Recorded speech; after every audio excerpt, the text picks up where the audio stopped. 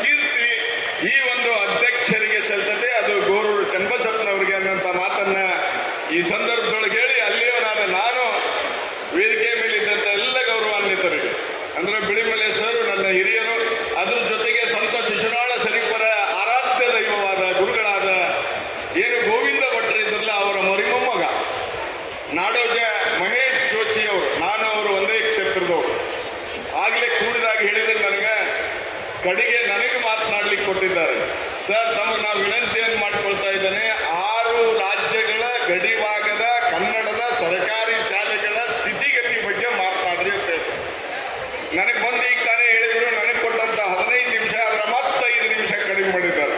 ಯಾಕಂದ್ರೆ 6 ರಾಜ್ಯಗಳ ಎಲ್ಲ ಜಿಲ್ಲೆಗಳ ಅಧ್ಯಕ್ಷರುಗಳು ಇಲ್ಲಿ ಬಂದಿದ್ದಾರೆ. ನಾನೇನಾದರೂ ಮಹಾರಾಷ್ಟ್ರಕ್ಕೆ ಹೋದ್ರೆ, ತೆಲಂಗಾಣಕ್ಕೆ ಹೋದ್ರೆ, ಆಂಧ್ರಕ್ಕೆ ಹೋದ್ರೆ, ತಮಿಳುನಾಡಿಗೆ ಹೋದ್ರೆ, ಕೇರಳಕ್ಕೆ ಹೋದ್ರೆ, ಗೋವಾಕ್ಕೆ ಹೋದ್ರೆ ಏನು ಮಾತನಾಡಿದ್ರಿ ಸೋಮಣ್ಣವರು ಅಂತ ಕೇಳುವಂಥ ಪರಿಸ್ಥಿತಿಯೊಳಗೆ ನಾನಿದ್ದೇನೆ ಸರ್. ನಾನು 15 ನಿಮಿಷದೊಳಗೆ ನಾನು ಮುಗಿಸ್ತೇನೆ. ಯಾಕೆ ಸಮಯಕ್ಕೆ ಮಹತ್ವವನ್ನು ಕೊಡಬೇಕಾಗಿದ್ದು ನಮ್ಮೆಲ್ಲರಿಗೂ ಕರ್ತವ್ಯ ಅನ್ನೋಂಥ ಮಾತನ್ನ ಈ ಸಂದರ್ಭದೊಳಗೆ ಹೇಳಿ, ಗಡಿಭಾಗದ 6 ರಾಜ್ಯಗಳಾದ ಮಹಾರಾಷ್ಟ್ರ, ತೆಲಂಗಾಣ, ಆಂಧ್ರ ಪ್ರದೇಶ, ತಮಿಳುನಾಡು, ಕೇರಳ, ಗೋವಾ ರಾಜ್ಯಗಳಲ್ಲಿ ಗಡಿಗಳಲ್ಲಿ ಬರ್ತಕ್ಕಂಥ ಶಾಲೆಗಳ ಸ್ಥಿತಿಗತಿಗಳ ಬಗ್ಗೆ ಹೇಳಬೇಕಾಗಿದೆ.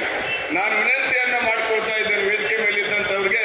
ನಮ್ಮ ನಿರಂಜನಾನಂದವರು ಸರ, ನಿರಂಜನ ಸರ್, ತಾವು ಹೇಳಿದ್ರಿ ಏನು ಮೂಲಭೂತ ಸೌಕರ್ಯಗಳಾದಂಥ 9 ಇರಬೇಕು ಅನ್ನೋಂಥ ಮಾತನ್ನ ತಾವು ಹೇಳಿದ್ರಿ. ಅದು ಕಡಿಮೆ ಆಗ್ತಾ ಇದೆ, ಎಷ್ಟು ಪರ್ಸೆಂಟೇಜ್ ಇದೆ ಅನ್ನೋಂಥ ಮಾತನ್ನ ಹೇಳಿದ್ರಿ. ನಾನೊಂದು ವಿನಂತಿಯನ್ನು ಮಾಡ್ಕೊಳ್ತಾ ಇದ್ದೇನೆ ತಮಗೆಲ್ಲರಿಗೂ. ಕರ್ನಾಟಕದಲ್ಲಿಯ ಕನ್ನಡ ಶಾಲೆಗಳ ಅಂದ್ರೆ ಸರ್ಕಾರಿ ಕನ್ನಡ ಶಾಲೆಗಳ ಸ್ಥಿತಿಗಳಲ್ಲಿ 44 ಸಾವಿರ ಶಾಲೆಗಳಲ್ಲಿ 10 ವರ್ಷದಲ್ಲಿ 2.5 ಸಾವಿರ ಶಾಲೆಗಳು ಬಂದಾಗ್ಯಾವು ಅಂತ ಹೇಳಿದ್ರೆ, ಗಡಿಭಾಗದಲ್ಲಿರ್ತಕ್ಕಂಥ ಕನ್ನಡಿಗರ ಶಾಲೆ ಯಾವ ರೀತಿಯ ಅಹೋಗತಿ ಆಗಿದೆ ಅನ್ನೋದನ್ನ ನಿಮ್ಮ ವೇದಿಕೆ ಮುಖಾಂತರ ನಾನು ಇವತ್ತು ತಿಳಿಸ್ತಾ ಇದ್ದೇನೆ. ಸರ್, ನಾನು ಹೆಚ್ಚು ಮಾತನಾಡ್ಲಿಕ್ಕೆ ಹೋಗೋದಿಲ್ಲ. ಅಲ್ಲಿಯ ಸ್ಥಿತಿಗತಿಯನ್ನ ನಾವು ನೆನೆಸಿಕೊಂಡ್ರೆ ಕಣ್ಣಲ್ಲಿ ನೀರು ಬರ್ತದೆ. ನಾ ಯಾರು ಹೇಳಿದ್ದನ್ನ ಕೇಳಿಲ್ಲ, ನೋಡಿಲ್ಲ ಅಂತಲ್ಲ, ಪರಿಸ್ಥಿತಿಯನ್ನು ಅವಲೋಕನವನ್ನು ಮಾಡಿದಾಗ ಅಲ್ಲಿಯ ಪರಿಸ್ಥಿತಿ ಬಹಳಷ್ಟು ಗಂಭೀರ ಇದೆ. ಕನ್ನಡವನ್ನು ಉಳಿಸಬೇಕಾಗಿತ್ತು. ಕರ್ನಾಟಕದ ಕನ್ನಡ ಶಾಲೆಗಳಿಗಿಂತ ಗಡಿಭಾಗದ ಶಾಲೆಗಳನ್ನು ಉಳಿಸುವಂತ ಆ ಸಂಘ ಸಂಸ್ಥೆಗಳಿಗೆ ಕನ್ನಡ ಸಾಹಿತ್ಯ ಪರಿಷತ್ತಿನ ಒಂದು ಸಂದೇಶದ ಮುಖಾಂತರ ಇವತ್ತು ಹೇಳೋದಿಷ್ಟೇ. ನಿಮ್ಗೆಲ್ಲರಿಗೂ ಈ ಕನ್ನಡ ಸಾಹಿತ್ಯ ಸಮ್ಮೇಳನದ ಪರವಾಗಿ ಅಭಿನಂದನೆಗಳನ್ನು ಸಲ್ಲಿಸ್ತೇನೆ. ಯಾಕಂದ್ರೆ ನಾವು ಒಂದು ಉದಾಹರಣೆಯನ್ನು ನಾನು ತೆಗೆದುಕೊಳ್ತೇನೆ. ಮಹಾರಾಷ್ಟ್ರದಲ್ಲಿ ಸುಮಾರು 350ಕ್ಕೂ ಹೆಚ್ಚು ಶಾಲೆಗಳು, 44,000 ಮಕ್ಕಳು ಅಲ್ಲಿ ಇವತ್ತು ಪ್ರೈಮರಿ ಸ್ಕೂಲ್ ಇರ್ಬೋದು, ಹೈಸ್ಕೂಲ್ ಇರ್ಬೋದು, ಮತ್ತು ಪ್ರೌಢಶಾಲೆ ಇರ್ಬೋದು. ನೀವು ಒಂದು ಮಾತನ್ನ ಹೇಳ್ತಾ ಇದ್ದೀರಿ, PUCಯ ಸೈನ್ಸ್ ಅನ್ನ ಸಾಂಗ್ಲಿ ಜಿಲ್ಲೆಯ ಜರ್ದ ತಾಲೂಕಿನ ಸಂಕ ಗ್ರಾಮದಲ್ಲಿ ಒಂದು ಸಂಸ್ಥೆ ಕನ್ನಡದಲ್ಲಿ ನಡೆಸ್ತಾ ಇದೆ ಅಂತ ಹೇಳಿದ್ರೆ ಎಷ್ಟೊಂದು ಅಭಿಮಾನದಿಂದ ಅವರು ಕನ್ನಡವನ್ನು ಉಳಿಸ್ತಾರೆ ಅನ್ನೋದನ್ನ ಇವತ್ತು ನಾವೆಲ್ಲರೂ ನೆನೆಸ್ಕೊಳ್ಬೇಕಾಗಿದೆ. ಸೈನ್ಸ್ ಅನ್ನ ಕನ್ನಡದಲ್ಲಿ ಹೇಳ್ತಾ ಇದ್ದಾರೆ, ಕನ್ನಡದಲ್ಲಿ ಹೇಳ್ತಾ ಇದ್ದಾರೆ. ಅವ್ರು ನಾನು ಆ ಶಾಲೆಗೆ ಹೋಗಿದ್ದೆ, ಕೇಳಿದಾಗ ಅವ್ರು ಹೇಳಿದ್ರು, ಈ ಭಾಗದಲ್ಲಿ ಬಹಳಷ್ಟು ಕುಂದು ಕೊರತೆಗಳ ಮಧ್ಯದಲ್ಲಿ ನಾವು ಶಾಲೆಯನ್ನು ನಡೆಸ್ತಾ ಇದ್ದೇವೆ ಅಂತ ಹೇಳಿದ್ರು. ನಾನು 10 ಹಲವಾರು ಶಾಲೆಗಳಿಗೆ ಹೋದಾಗ ಏನು ಅಲ್ಲಿ ಸರಿಯಾದಂತ ಕೊಠಡಿಗಳ ವ್ಯವಸ್ಥೆ ಇಲ್ಲ. ಕೊಠಡಿಗಳು ಇದ್ದರೂ ಸಹ ಆ ಹಂಚು ಆ ಸೋರುವಿಕೆಯನ್ನು ನೋಡಿದ್ರೆ ಬಹಳ ಗಂಭೀರ ಪರಿಸ್ಥಿತಿಯಲ್ಲಿ ಇವತ್ತು ಕನ್ನಡ ಶಾಲೆಗಳದು. ನಾನು ಕೇರಳದ ಕಾಸರಗೋಡಿಗೆ ಒಂದು ಅಲ್ಪಸಂಖ್ಯಾತರ ಒಂದು ಕನ್ನಡ ಮಾಧ್ಯಮ ಶಾಲೆಗೆ ಹೋಗಿದ್ದೆ. ಅಲ್ಲಿ ಕನ್ನಡದ ಶಿಕ್ಷಕರಿದ್ದಾರೆ, ಮಕ್ಕಳದಾವು, ಹಂಚು ಹಾರಿ ಹೋಗ್ತಾವ ಅನ್ನೋಂಥ ಪರಿಸ್ಥಿತಿಯೊಳಗೆ ಇವತ್ತು ಅಲ್ಲಿ ಕನ್ನಡ ಶಾಲೆಯನ್ನು ಉಳಿಸಿಕೊಂಡು ಬರ್ತಾ ಇದ್ದಾರೆ. ಇನ್ನೊಂದು ತಮಗೆ ನಾನು ಹೇಳಬೇಕಾಗಿದ್ದು, ಕಟ್ಟಡಗಳು ಇದ್ದರೂ ಸಹ ಅಲ್ಲಿ ವಿದ್ಯಾರ್ಥಿಗಳಿಗೆ ಕೂಡಲು ಆಸನಗಳು ಸಹ ಇರುವುದಿಲ್ಲ. ನೆಲದ ಮೇಲೆ ಕುಂದಿರ್ತಾ ಇದ್ದಾರೆ. ನಾವೆಲ್ಲೋ ಒಂದು ಕಡೆ 25-30 ವರ್ಷಗಳ ಹಿಂದಿನ ಪರಿಸ್ಥಿತಿಯನ್ನು ನೆನೆಸಿಕೊಂಡಾಗ ಈ ಪಾಟಿನ ಚೀಲ ಅಂತ ಹೇಳ್ತಿದ್ರು, ಕರೆಯಳಿ ಚೀಲ ಅಂತ ಹೇಳ್ತಿದ್ರು. ಈಗ ಇವತ್ತು ಚಾಪೆ ಅಂತ ಇದ್ದಾರೆ. ಆ ಚಾಪೆಯನ್ನು ತೆಗೆದುಕೊಂಡು ಹೋಗಿ ಮಕ್ಕಳು ನೆಲದ ಮೇಲೆ ಕೂತು ಕನ್ನಡ ಶಾಲೆಯಲ್ಲಿ ಕನ್ನಡವನ್ನು ಕಲಿತಾ ಇದ್ದಾರೆ ಅಂತ ಹೇಳಿದ್ರೆ ಅಲ್ಲಿನ ಸ್ಥಿತಿಗತಿ ಹೆಂಗಿರ್ಬೋದು ಅನ್ನೋದನ್ನ ತಾವು ನೋಡ್ಕೊಳ್ಬೇಕು. ಇದು ಸ್ವತಃ ನಾನೇ ನೋಡಿದಂತ ಶಾಲೆ. ಇನ್ನು ಅಲ್ಲಿ ಯಾವುದೇ ರೀತಿಯ ವಿದ್ಯುತ್ತಿನ ಒಂದು ವ್ಯವಸ್ಥೆ ಇಲ್ಲ. ಬಹಳಷ್ಟು ಶಾಲೆಗಳಲ್ಲಿ ವಿದ್ಯುತ್ತಿನ ವ್ಯವಸ್ಥೆ ಇಲ್ಲ. ಅದ್ರ ಜೊತೆಗೆ ಶುದ್ಧ ಕುಡಿಯುವ ನೀರು, ಯಾವ ನೀರಾಗ್ಲಿ, ಬೋರಿನ ನೀರಾಗ್ಲಿ ಇಲ್ಲ. ಕುಡಿಯೋ ನೀರು, ಶುದ್ಧ ಕುಡಿಯುವ ನೀರಿನ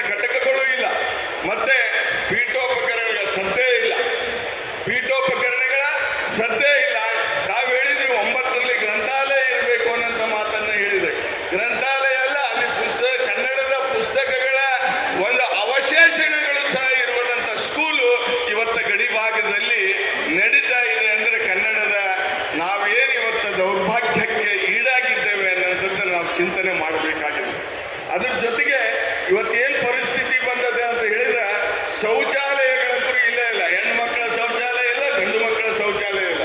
ನಾವೆಲ್ಲರೂ ಇಲ್ಲಿ ಹೇಳ್ತೇವೆ, ಏನಂತ ಹೇಳ್ತೇವೆ, ಶೌಚಾಲಯ ಮುಕ್ತ ರಾಜ್ಯವನ್ನಾಗಿ ನಾವು ಮಾಡಬೇಕು ಅನ್ನಂತ ಹೇಳಿ ಮಾತನ್ನ ನಾವು ಇವತ್ತೇನು ಹೇಳ್ತಿದ್ದೇವಲ್ಲ, ಇವತ್ತು ಇಲ್ಲೇ ಇಲ್ಲ. ಬಯಲು ಶೌಚಾಲಯಗಳನ್ನ ನಾವು ನಿರ್ಮಾಣ ಮಾಡಲು ಪೂರ್ವದಲ್ಲಿ ಶೌಚಾಲಯಗಳನ್ನ ನಿರ್ಮಾಣ ಮಾಡಬೇಕು ಅನ್ನೋಂಥದ್ದು ನಮ್ಮೆಲ್ಲರ ಕನಸು ಏನದಲ್ಲ, ಆ ಗಡಿ ಭಾಗದಲ್ಲಿ ಎಲ್ಲಿಯೂ ಇದು ಕಾಣುವುದಿಲ್ಲ. ಅಲ್ಲಿ ಶೌಚಾಲಯಗಳ ಇದ್ದರೂ ಸಹ ನೀರಿಲ್ಲ. ತಾವು ಪರಿಸ್ಥಿತಿಯನ್ನು ಅರ್ಥ ಮಾಡಿಕೊಂಡ್ರೆ ಅಲ್ಲಿ ಶೌಚಾಲಯಗಳಿದ್ದರೂ ಸಹ ನೀರಿಲ್ಲ. ದುರ್ವಾಸನೆಯ ಮಧ್ಯದಲ್ಲಿ ಕನ್ನಡ ಶಾಲೆಗಳು ನಡೀತಾ ಇವೆ ಅಂತ ಹೇಳಿದ್ರೆ ಇವತ್ತು ನಾವು ಕನ್ನಡ ಶಾಲೆಗಳನ್ನ ಉಳಿಸಿಕೊಳ್ಳುವಂತ ಪರಿಸ್ಥಿತಿ ಎಷ್ಟು ಗಂಭೀರವಾಗಿದೆ ಅನ್ನೋಂಥದ್ದು ನಮಗೆ ಕಂಡು ಬರ್ತಾ ಇದೆ. ಇನ್ನು ಆಯಾ ಶಾಲೆಗಳಲ್ಲಿಯೇ ಅಂದರೆ ಮರಾಠಿ ಇರ್ಬೋದು, ತಮಿಳು ಇರ್ಬೋದು, ತೆಲುಗು ಇರ್ಬೋದು, ಮಲಯಾಳಿ ಇರ್ಬೋದು ಭಾಷೆ ಶಿಕ್ಷಕರನ್ನ ಕನ್ನಡ ಶಾಲೆಗಳಲ್ಲಿ ಆಯಾ ಸರ್ಕಾರಗಳು ಒಬ್ಬ ಶಿಕ್ಷಕರನ್ನು ನೇಮಕ ಮಾಡಿಕೊಳ್ಳಿಕ್ಕೆ ಹಿಂದು ಮುಂದೆ ನೋಡ್ತಾ ಇದೆ, ಹಿಂದೇಟು ಆಗ್ತಾ ಇದೆ ಅಂತ ಹೇಳಿದ್ರೆ ಅವರಿಗೆ ಭಾಷಾದ ಮೇಲಿರ್ತಕ್ಕಂಥ ಪ್ರೀತಿಯಿಂದ ಇವತ್ತು ನಮಗೆ ಅಲ್ಲಿ ಕನ್ನಡದ ಶಿಕ್ಷಕರನ್ನ ನೇಮಕ ಮಾಡೋಕ್ಕಾಗಿಲ್ಲ. ಇನ್ನು ಕೆಲವೊಂದು ರಾಜ್ಯದ ಮಕ್ಕಳಿಗೆ ನಮ್ಮ ಏನು ಈ ಶೂಸ್ ಅಂತ ಕಾಲ್ ಸೀಟ್ ಇರ್ಬೋದು, ಬಟ್ಟೆ ಇರ್ಬೋದು, ಶಾಲೆಗೆ ಮತ್ತು ಏನೋ ಶಾಲೆಗಳಲ್ಲಿ ಕೊಡ್ತಕ್ಕಂಥ ಏನು ನಮ್ಮ ಏನು ಚೀಲ ಅಂತ ಹೇಳ್ತಾವಲ್ಲ, ಬ್ಯಾಗ್, ಅವು ಇವತ್ತು ವ್ಯವಸ್ಥಿತ ಆಗಿ ಅದು ಬರ್ತಾ ಇಲ್ಲ. ಅದ್ರ ಜೊತೆಗೆ ನಿಮ್ಮನ್ನ ಹೇಳ್ತಾ ಇದ್ದೇನೆ, ಮರಾಠಿ ಉದಾಹರಣೆ ತಗೊಳ್ತಾ ಇದ್ದೇನೆ. ಮಹಾರಾಷ್ಟ್ರದ ಮರಾಠಿ ಏನು ಶಿಕ್ಷಕರಿಗೆ ಕನ್ನಡದ ಶಾಲೆಯಲ್ಲಿ ಮರಾಠಿ ಶಿಕ್ಷಕರನ್ನ ನೇಮಕ ಮಾಡಿ ಕನ್ನಡದ ಮಕ್ಕಳಿಗೆ ಕಲಿಸುವಂತ ವ್ಯವಸ್ಥೆಯನ್ನ ಅಲ್ಲಿ ಸರ್ಕಾರಗಳು ಮಾಡ್ತಾ ಇದೆ.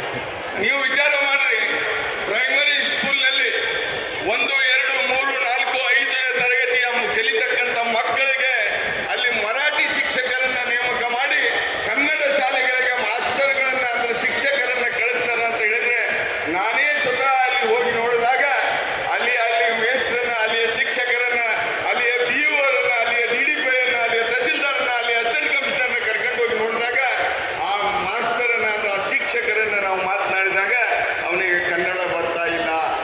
ಆದರೂ ಸಹ ಕನ್ನಡದ ಶಾಲೆಗಳಲ್ಲಿ ಮರಾಠಿ ಶಿಕ್ಷಕರನ್ನ ನೇಮಕ ಮಾಡಿ ಎಲ್ಲೋ ಒಂದು ಕಡೆ ಕನ್ನಡದ ಒಂದು ಬೆಳವಣಿಗೆಗೆ ಕುಂಠಿತವನ್ನ ಮಾಡ್ತಕ್ಕಂಥ ಆಯಾ ರಾಜ್ಯಗಳ ಕನ್ನಡದ ಶಾಲೆಗಳು ಇವತ್ತು ಬಹಳಷ್ಟು ತೊಂದರೆಗೀಡಾಗಿವೆ ಅಂತ ಹೇಳಿದ್ರೆ ಅದು ತಪ್ಪಾಗ್ಲಿಕ್ಕಿಲ್ಲ. ವಿಶೇಷವಾಗಿ ಈ ಒಂದು ರಾಜ್ಯದ ಗಡಿ ಭಾಗದಲ್ಲಿ ನಾನು ವಿನಂತಿಯನ್ನು ಮಾಡ್ಕೊತಾ ಇದ್ದೇನೆ, ಆ ಸರ್ಕಾರಗಳಿಗೆ, ನಮ್ಮ ಸರ್ಕಾರದ ಮುಖ್ಯಮಂತ್ರಿಗಳಿಗೆ ಸಿದ್ದರಾಮಯ್ಯನವರಿಗೆ ನಾವು ಒಂದು ಪತ್ರವನ್ನು ಬರೆದು ಸ್ವತಃ ಭೇಟಿಯಾಗಿ ನಾನು ಅವ್ರಿಗೆ ವಿನಂತಿಯನ್ನು ಮಾಡಿಕೊಂಡೆ.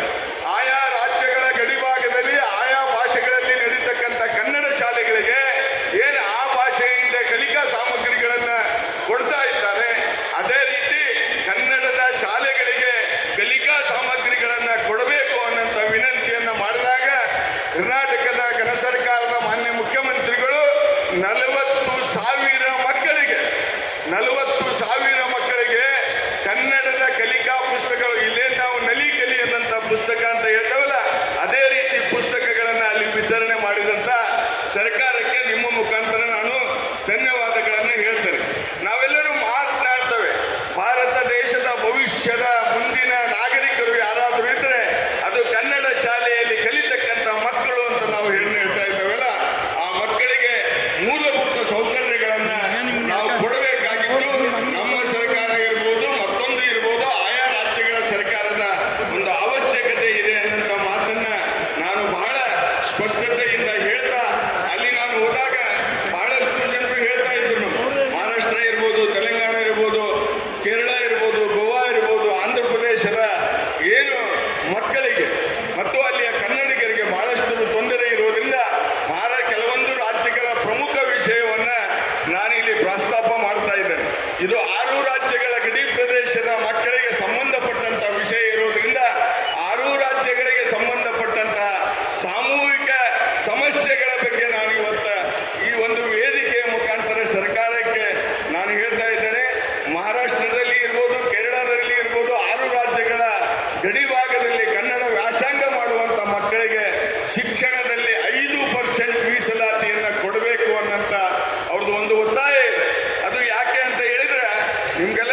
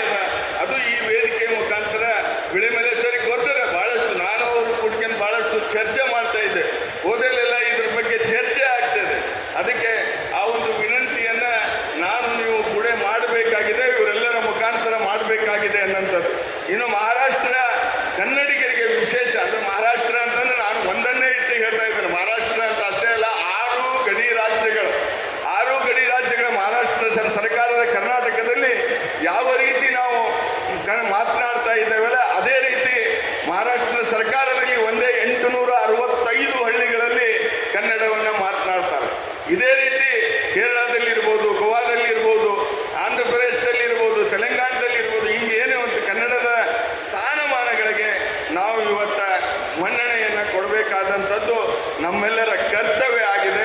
ಅದಕ್ಕೆ ನಾನು ಬಿಳಿಮಲೆ ಸರ್ಗೆ ನಾನು ಹೇಳ್ತಾ ಇದ್ದೆ, ಸರ್ ಇಲ್ಲಿಯ ಸ್ಥಿತಿಗತಿ ಬಗ್ಗೆ ಹೇಳಬೇಕು ಅಂತ ಹೇಳಿದ್ರೆ ಆ ಸ್ಥಿತಿಗತಿಯ ಬಗ್ಗೆ ಮೂಲಭೂತ ಸೌಕರ್ಯಗಳ ಬಗ್ಗೆ ಹೇಳಿದ್ರೆ ಇನ್ನುಳಿದಂಥ ನನ್ನ ಎಲ್ಲ ಹಿರಿಯರು ಅದನ್ನೇ ತೆಗೆದುಕೊಂಡು ಹೇಳ್ತಿದ್ರು, ಅದಕ್ಕೆ ಸ್ವಲ್ಪ ಒತ್ತನ್ನು ಕೊಡ್ತಿದ್ರೇನೋ ಅನ್ನೋಂಥದ್ದು ನನ್ನ ಅಭಿಲಾಷ ಇತ್ತು. ಅದ್ರ ಜೊತೆಗೆ ನಿಮಗೆಲ್ಲ ನಾನು ಹೇಳಬೇಕಾಗಿದ್ದು, ಇಲ್ಲಿ ಏನು ಮಹಾರಾಷ್ಟ್ರ ಮತ್ತು ಏನು ಕೇರಳ ಇರ್ಬೋದು, ಇಂಥ ಹಲವಾರು ಸಮಸ್ಯೆಗಳು ಕರ್ನಾಟಕದ ಕೆಲವೊಂದು ಇಲಾಖೆಗಳಲ್ಲಿ ಮಹಾರಾಷ್ಟ್ರದಲ್ಲಿ ಕನ್ನಡ ಕಲಿತ ಕಾರಣ ಮುಂದೆ ಮಾಡಿ ಕನ್ನಡಿಗರಿಗೆ ಶಿಕ್ಷಣ ಹಾಗೂ ಉದ್ಯೋಗದಲ್ಲಿ ಅವಕಾಶವನ್ನು ಕಲ್ಪಿಸುವುದಿಲ್ಲ. ಅಲ್ಲಿ ಇವತ್ತು 1ನೇದಿಂದ ಹಿಡಿದು 10ನೇ ಮಟ್ಟ 10, 11, 12 ಮಟ್ಟ ಏನು ಕಲಿತಂಥ ಮಕ್ಕಳಿಗೆ ಇಲ್ಲೆಲ್ಲೇ ಒಂದು ಕಡೆ ನೀವು ಮಹಾರಾಷ್ಟ್ರದಲ್ಲಿ ಇರ್ಬೋದು, ಕೇರಳದಲ್ಲಿ ಇರ್ಬೋದು, ಬೇರೆ ಭಾಷೆಯಲ್ಲೇ ಕಲ್ತಿದ್ದೀರಿ, ನಿಮಗೆ ನಾವಿಲ್ಲಿ ಅವಕಾಶವನ್ನು ಕೊಡೋದಿಲ್ಲ ಅನ್ನೋಂಥ ಮಾತನ್ನು ಹೇಳ್ತಾರೆ. ಅದು ಆಗಬಾರ್ದು. ನಮ್ಮ ಕನ್ನಡದ ಮಕ್ಕಳು ಎಲ್ಲೇ ಯಾವ ರಾಜ್ಯದಲ್ಲೇ ಕಲಿತರೂ ಸಹ ಅವರಿಗೆ ಕರ್ನಾಟಕದಲ್ಲಿಯೇ ಅವರಿಗೆ ಸ್ಥಾನಮಾನವನ್ನು ಕೊಡಬೇಕು, ಅವರಿಗೆ ಮೀಸಲಾತಿಯನ್ನು ಒದಗಿಸಬೇಕು, ಅವರಿಗೂ ಇಲ್ಲಿಯೂ ಸಹ ಎಲ್ಲ ರೀತಿಯ ಕರ್ನಾಟಕದ ಮಕ್ಕಳ ಹಾಗೆ ಸ್ಥಾನಮಾನಗಳನ್ನು ಕೊಡಬೇಕು ಅನ್ನೋಂಥದ್ದು ನಾ ಈ ವೇದಿಕೆ ಮುಖಾಂತರ ಸರ್ಕಾರಕ್ಕೆ ಒಂದು ಒತ್ತಾಯವನ್ನು ಮಾಡ್ತಾ ಇದ್ದೇನೆ.